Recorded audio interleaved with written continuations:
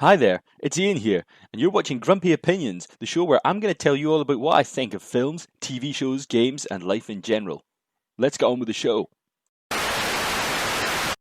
His Dark Materials is the show on the BBC, joint made with HBO to do a telly show of the Philip Pullman book trilogy. Episode 202, The Cave, continues on with Lyra and Will deciding they need to leave City and go to our world instead.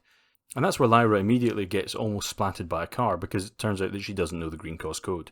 But other than that, she's kind of chuffed to see our world, although she misses Jordan College, which is basically a building site here. But Will needs to go off and check on his mum, obviously, but it turns out she's okay. So he decides to go and speak to her lawyer, because it turns out that there's a trust fund for him. And the lawyer's like, yeah, I can't really give you that any money because, mum being mental and everything and you being a kid. So he goes off to see his grandparents, like his dad's parents, who it turns out he's never met, even though they actually live in the same town, like 5 minutes down the road from him. Okay. And it seems there's some kind of bad blood between, the mum and them, and it's all a bit complicated. But it turns out the bad cop from last season has already got them to dob him in if he turns up, and he realises something's bad and he legs it. Meanwhile, Lyra got led by the alethiometer first to a big museum, where a totally not suspect at all guy who isn't at all somebody familiar from last season, and he ends up giving her his card. And then the alethiometer tells her to go to the mountain door, where she does. And she meets a scholar, who's this slightly barmy Irish woman, who's a dark matter physicist, and she has some really nasty biscuits. No, really. But because the alethiometer told Lyra to tell the doctor only the truth, she does. See, my friend was killed because of dust. I've travelled so far. I found myself here. And clearly, the lady thinks that actually maybe she's just a traumatised child and she's totally humouring her. But then ends up kind of amazed because it turns out Lyra knows loads of stuff about dark matter because basically that's what dust is. And as well as that, she's able to tell her secrets about her past when she was a nun, and also to control the shadow particles to make symbols when she's plugged into the machine. And that makes Lyra a little bit late, so she has to run to meet Will, and they nearly fall out because he's kind of upset by all the stuff that happened to him. But she ends up showing him the alethiometer and tells him that actually it said that his dad really is alive somewhere, so they can find him. Meanwhile, in Lyra's world, things get kind of complex, since dead Pope guy has left kind of a vacuum and a very, very angry Inquisition. And so the witches send their ambassador to there, and he gets flatly ignored and then accused of treason and heresy, and then gets sentenced to prison for 7 years. And that means that Minnie Bishop might have a bit of a power struggle on his hands because of one of the other priests that's kind of a big noise. But Mrs. C, who's of course hanging around for reasons, says that he should just bomb the witches to smithereens, and that'll show that he's proper Pope material. And he agrees, and burns his finger in penance after signing the Boomy Bad Order. But sure enough, now that he's new Pope, and the witches have been bombed and they're sad, Mrs. Meat finds out that Lyra must have followed Azrael through the space-time tear thing, and she's cross as all heck. So she tells off new Pope, knowing that he isn't going to argue back, and he can't really imprison her because he might dob her in or something. It's not very clear. But then she does her great big villainous walk right out of town. So what did I think?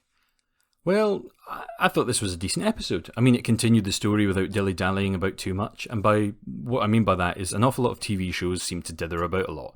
They've got a location or a set, and because they've spent an awful lot of money making it or hiring it, they really want to use it, so they have to fill X amount of episodes, and they end up just wasting time. Now instead, literally after about 2 minutes of being in City this week, Will and Lyra just decide to leave through the portal and go into the real Oxford. And sure, you could say that the episode slowed down a wee bit then, and it did kind of, but it was all fairly sensible because, let's face it, I mean, Will has things he's got to do. He's got to get his mum safe, get cash and whatever, and escape and profit or whatever the fourth step is. We need the money now. But yeah, anyway, it made sense. And it made sense also that things were getting in their way because the sharper minds are waiting for this to happen, and the basically, full-on government agent type people know what's going down. And especially Charles, I mean, he's definitely got something on what to do with the story now, and I'm curious to see what he's going to do in this part, because I think I know the character he is in the book, and it's not who I thought it was. And yeah, it'll be interesting to see what happens through this season. And I also like that Will and Lyra don't get on 100%. They have ups and downs and fall out a little bit, and neither one of them acts like an idiot, and neither one of them acts like a brain all the time. And it's just a nicely well done combination of two actors and two characters working well together. Another thing I liked was a slightly barmy physicist who, I mean, I've got to be honest, I didn't really like that character in the books, but that's really more to do with stuff that happens in book 3, not book 2, so we'll put a pin in that for, about a year, and then we'll maybe get back to it. But I've also got to say that some stuff really didn't work for me well this week. Not least of all because they're still doing the whole Mrs. Coulter can talk her way in and out of any situation just because she's Mrs. Coulter. I mean, sure, she theoretically has the new Pope over a barrel because she killed the old Pope on his say-so. And she knows about that, and there's other little things she knows about everybody. And we've established that the Magisterium is a pretty dark, evil, nasty place. But we've never really established why it is that she's so important. She just kind of is.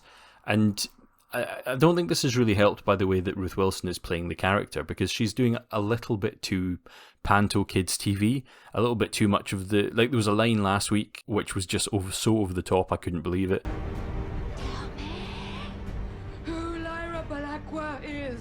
You know, it's like Jean Marsh back in, like, Return to Oz.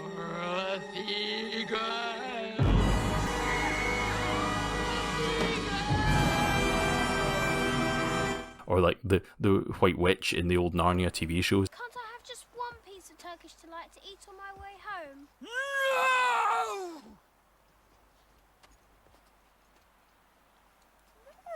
It's that over-the-top pantomime I am evil voice that, you know, quite often like female actors tend to do when they're doing kids shows and trying to be a big baddie. And yeah, it just doesn't work for me in the slightest. But also, I just don't understand why they haven't just killed her off. I mean, these people can organise the bombing of the witches, basically. They can organise all the nasty bad stuff that Charles is doing. And yet, they can't just have her offed quietly in the background. It just seems crazy that wouldn't happen. I mean, surely it's got to be easier. Also, I still just don't understand them bombing, like, the witches. This probably happened in the books. I know that, yeah, the war kicks off in the books, but I don't think it was quite expressly detailed like this.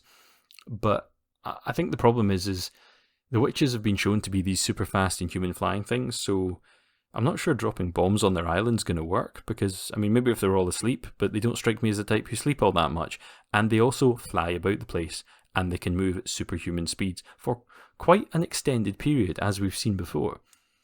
Now, yeah, I mean, didn't they see or hear the planes? I mean, and these aren't the kind of planes that can fly at, like, you know, atmospheric levels. It's not like an AC-130 or something out of, like, a Tom Clancy movie. Now, why would anybody start a war with an enemy who can do all these kind of crazy things if all you can do to get them is maybe, if you're lucky, bomb them in secret from really, really high altitude? I'm just not buying it. Also, right, Lyra and the computer thing was a little bit naff. I mean, that's really not a deal breaker, but I just didn't love it. I thought it looked a bit silly, but it's not actually, that wasn't a big problem. And overall, things haven't actually been bad this week, and generally I'm still enjoying how the show is going. So yeah, I like what they've done with the adaptation so far. So I'm keen to see how it goes. So till next time, I've been Ian, and these have been my grumpy opinions.